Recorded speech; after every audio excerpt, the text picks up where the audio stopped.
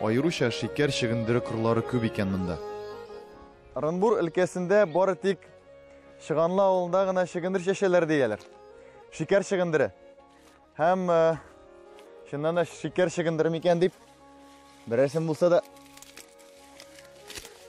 алып карармын дигәннең булмады. Тартып чыгаруы җиңел түгел. Икенче дубльдә эшләп карыйбыз. Я булмый бу җама. Без барыбер үз максатыбызга ирешергә тиеш. Беренче тапкырдан булмаса да, чөнки чыгындыр кирәк. Бик кирәк иде. Чыгындырны юкка тартып чыгармадык, без хәзер атлар янына барабыз. Атлар янына буш кул белән түгел, көч тәнәш алып барабыз. Атлар шикәр ярата, бу шикәр чыгындыры. Капка төпләрендә тимер атлар, балалар вело атларда, урамнарда да ат көтүләре, клубта да атлар белән бәйле җырлар җырлыйлар. Ә монда атларның да иң асыллары икән. Искиткеч мәхәббәт атлар.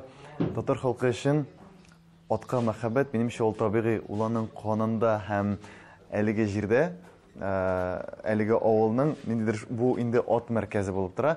Һәм дөресен генә әйткәндә, менә монда йөрисең, һәм менә монда чемпионнар атмосферасы. Ни өчен дигәндә, чөнки менә мондагы атларның һәрберсе диярлек, алар чемпионнар, алар зур-зур ярышларда беренчелекне бирмәүче атлар.